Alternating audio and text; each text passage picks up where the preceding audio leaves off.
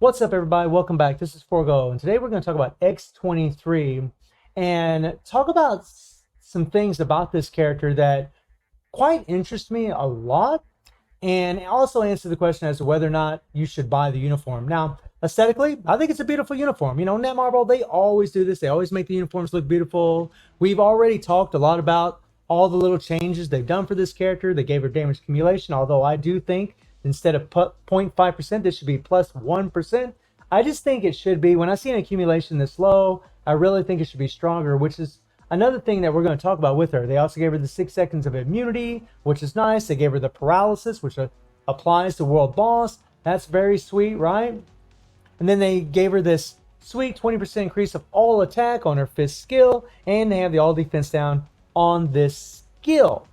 And we're going to answer a few questions that actually I was wondering about as far as this character is concerned. So quickly, we'll just run through the build. She has 20,000 physical attack. She has max attack speed, 60% crit rate, max critical damage. She has 46.5% ignore defense, and I'm going to leave it that way until I get the uniform leveled up a little bit, and then use the uniform option to give her ignore defense instead of putting an Uru on her. And then she has max skill cooldown. This will be fine for what we're doing today.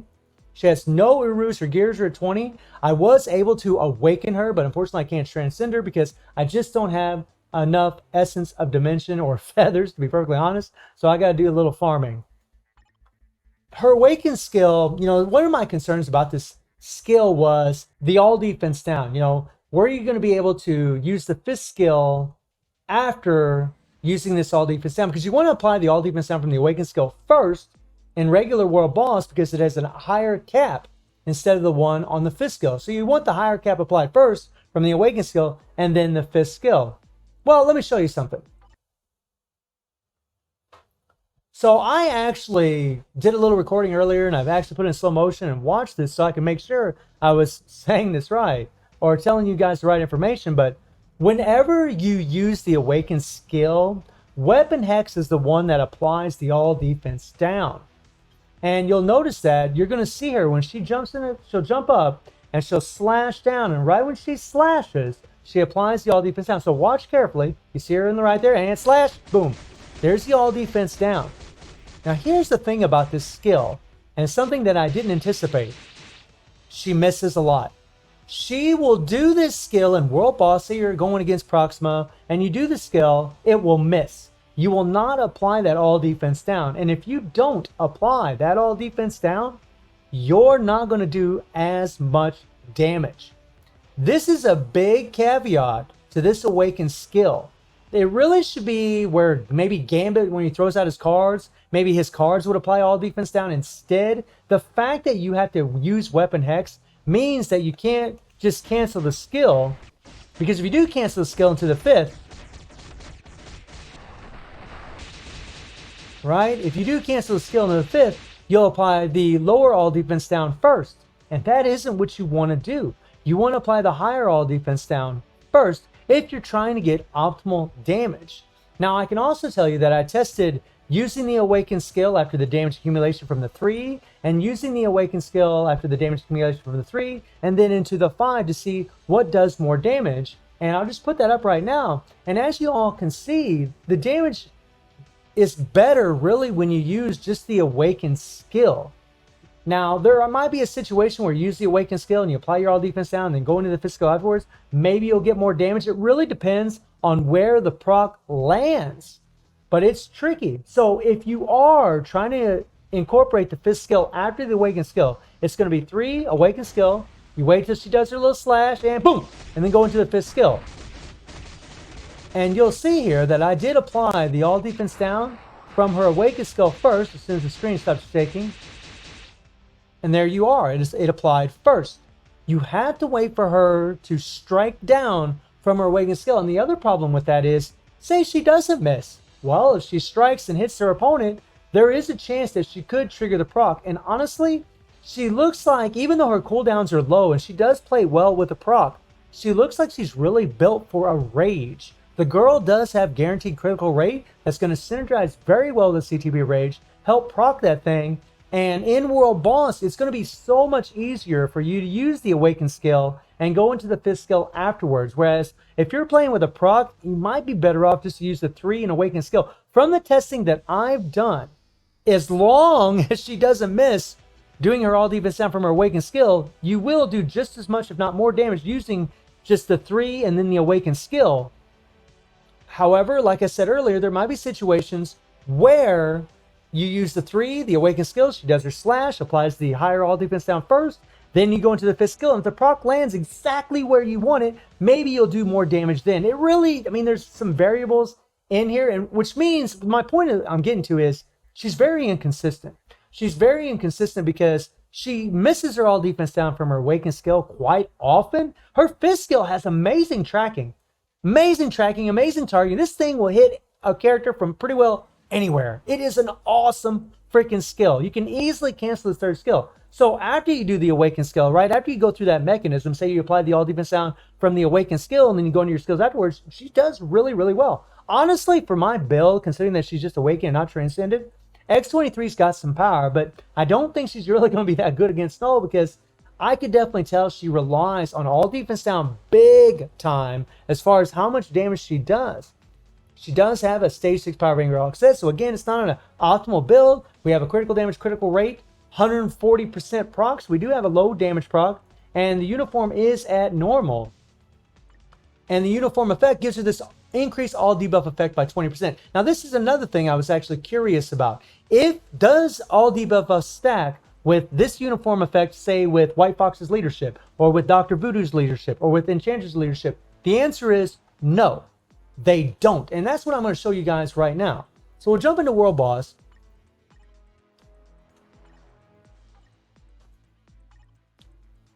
Okay, so we got Dr. Voodoo's leadership, this increased all debuff effect by 40%. Now, with her 20% increased all debuff effect, her Awaken skill would do 72%. However, with this 40% increase to the all debuff leadership, that would put it up to 100%. But as you'll all see, what the game does is it prioritizes the higher all debuff effect instead of the one from her uniform effect.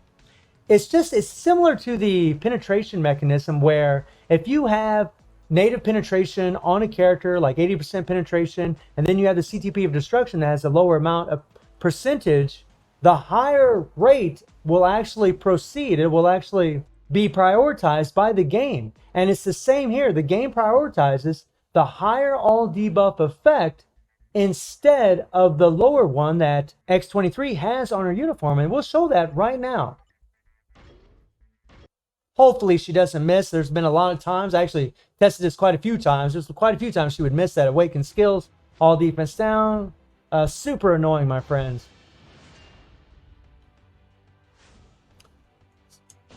So we're just going to hit the Awaken skill.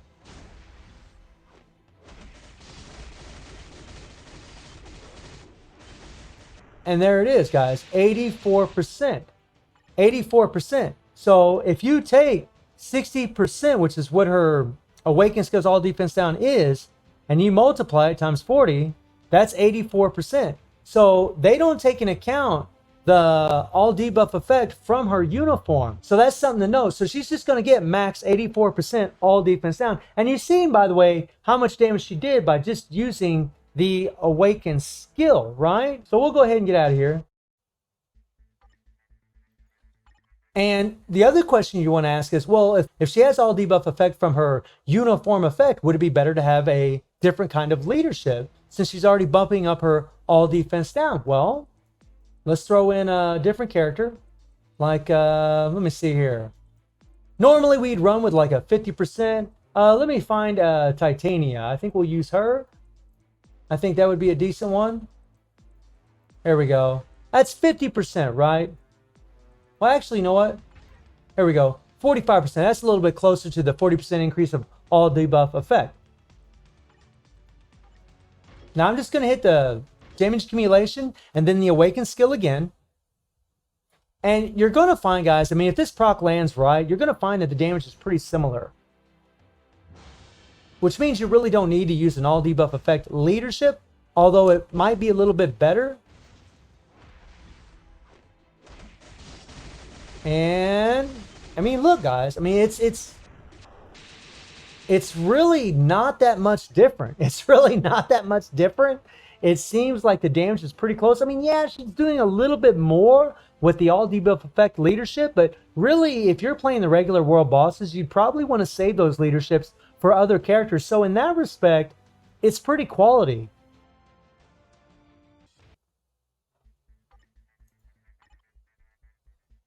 So we'll just use the attack leadership and we'll put in some strikers. And the one good thing about her is she's very easy to play. Like, X-23 is easy to play. Other than this mechanism with the awakened skill, trying to get the all defense down to apply, she can be pretty easy to play. So, I mean, literally, and especially you want to do the awakened skill when you're close.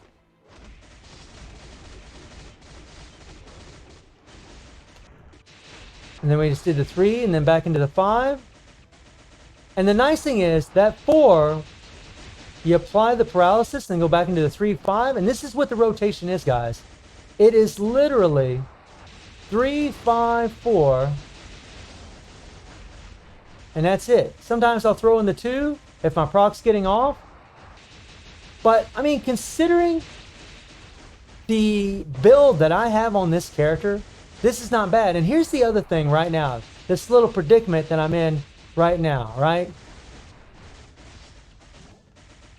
Say you're in a situation where your all defense down's already applied from your 5th skill and then your awakened skill gets ready. Well, the all defense downs last for 10 seconds. So sometimes you might want to wait before you use your awakened skill. I mean, seriously, it's not like she's bad. But I really am wondering about how well she's going to be against Snow because, like I said, when she uses her all defense down, you can see how much damage she's really pouring out. I mean, she could put out some damage. I mean, it's stage 60, right? I mean, I am using Nick Fury, right? But she's super easy to play, you know? I mean, she's got 6 seconds of immunity on her 5th skill. And there I hit my awakened skill after I did the 5th skill. Really shouldn't have done that, but you can see it really wasn't too bad of damage, actually. Not bad at all, right? I mean, this is easy. It's really easy to do this with her. So it's not like she's bad or anything. She's not bad. I mean, she can... This uniform is leaps and bounds. I'm not even going to do a comparison because there's no point. This thing is leaps and bounds better than the other uniform. And I did die because I wasn't paying attention to the purple. I was sitting there talking. But it's leaps and bounds better, guys. Stage 60, we use no debuff leadership. We used a 45% attack. We have 140% proc. No Urus on this character. She's just awakened, not transcended, so we don't have all those extra stats. And she still was able to plow through this in 2 minutes. So it's pretty good, but honestly, when you see this kind of time, I'd say she's probably around stage 70, maybe stage 80 with no pierce on your cards. Maybe a little bit better if you have a CTP of energy or a CTP of rage. I mean, I'm not really sure how strong she's going to be, but will she be doing stage 99s? I don't think so. I don't think she will. But I do think she's going to be an ABX meta. I think that Netmarble intentionally made her a combat hero. So that way you could do the old switcheroo with Valkyrie on Combat Female Hero Day. And I can't test that right now, but Combat Female Hero Day is after reset. So then we can test that theory. But I believe they did it just like what we have to do with Mystique and Bullseye, or Mystique and Dr. Octavius, depending on which one you play with or which one you have leveled up. You know, you do the old switcheroo, do the awakened skill, switch your character, do the next awakened skill. And I think that's what's going to happen with this character too, with Valkyrie. It's going to be one of the situations where Netmarble made the character to where if you're ABX competitive, you'll probably want her. Now, I can't, say this for sure, but I'm pretty much predicting that's what it's going to be. But for Null, I don't think she's going to be the greatest, honestly. I mean, you need to be a lot stronger than being able to do even stage 60 as fast as she did, even with this build. And knowing that she relies on all defense down, and knowing also that the all defense down from these characters doesn't really do all that much damage. I mean, the only reason you're seeing a lot from her is because it's at 72% with Goliath's leadership, or it's at 84% with the Debuff Effect leadership. And that's a lot of all defense down. That really, really helps her damage. And that's why she's able to do what she can. But against Null, that is nullified. No pun intended. So should you buy the uniform? Well, if you're ABX competitive, wait till some videos come out about ABX. I'm going to be testing her there myself, but she won't be transcended. So I won't have an accurate representation of what she's really capable of. But I would watch some videos to see if she is. And if you don't care about ABX and you only care about Null, then I would say she's probably a pass unless you want her to go a little further in Shadowland. Unless maybe you face other world bosses like Proxima or Quicksilver or maybe Corvus. So let me know how y'all feeling about Weapon Hex. And again, I do feel a little disappointed with the character. However, I haven't got to test her in ABX, and maybe my opinion will change because, you know, I'm into ABX. I do like getting good scores. I don't think she's a terrible character by any means. I do think she's a good character. I do think it's a decent uniform and a massive upgrade from what she had before. This thing's way stronger than the X-Force uniform. But in this day and age, a Marvel Future Fight, is it worth buying? Well, that's completely up to you. So I hope you enjoyed the video. Thank you for watching. Y'all take care and have a good one.